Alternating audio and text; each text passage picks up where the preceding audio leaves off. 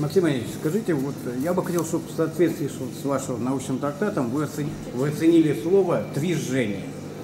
Вот в Петербурге родилось такое общественное политическое движение блогеров и журналистов «Ямы» и социальные сети. Ну, первое слово какое? Движение. Нет, и социальные сети. Мы и социальные сети. Да. Вот. Там масса интервью, на вопросы этого движения отвечал и Юрий Шевчук, и Путин, и ученые, и артисты и так далее.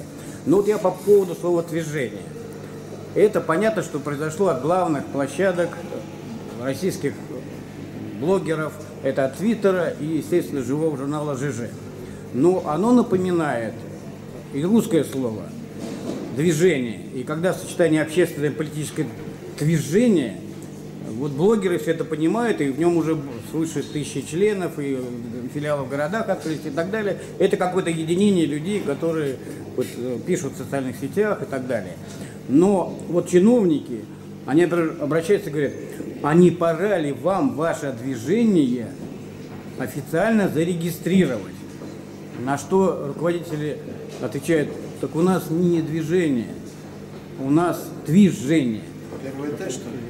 От слова «твиттер» и «ЖЖ». Движение. Непонятно. Движение. Да, движение, с двумя «ж». Понятно. Вот. Я тоже не понял, да. Да, ну я сказал, это от слова «твиттер» и живой журнал, который скрещен «ЖЖ» называется. Теперь понятно. Вот.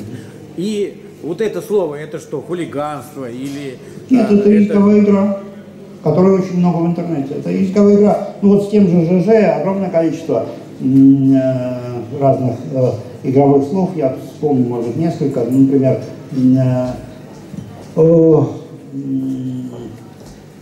лжеюзер, вот, он, или лже-Россия. Это не ложная, как можно было подумать, а аббревиатура Life Journal.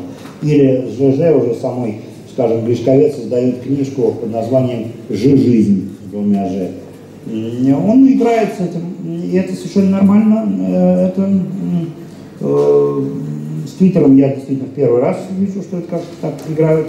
Но это не хулиганство, это, иногда это каламбур, иногда это осваивание такое, по аналогии с чем-то похожим, и в данном случае, но это почти каламбур, потому что это намекает как раз на движение, но передает с помощью других графических корней. Произносится, по-видимому, движение почти так же, как движение.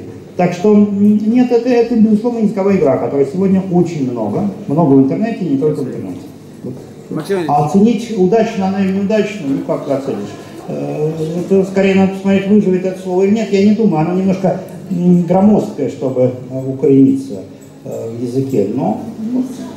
Я это еще скажу тогда одну фразу, что уже какое-то появилось продолжение, по крайней мере, одно слово мы знаем, что когда вот на одном сочинении сказали, что в интернете надо сделать движуху.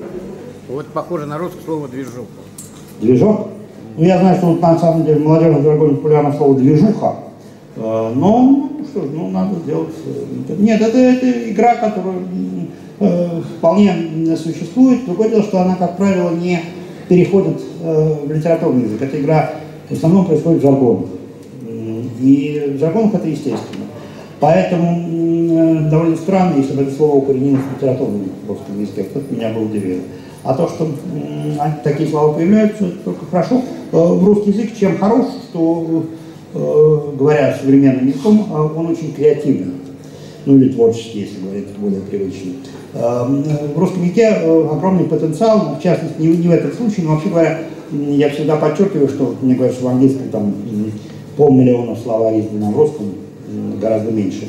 Но если английский язык силен корнями, то русский язык силен приставками и суффиксами. Мы можем очень много образовать таким образом. Ну и вот в том числе разные игры каламбурные тоже встречаются. Спасибо. Так.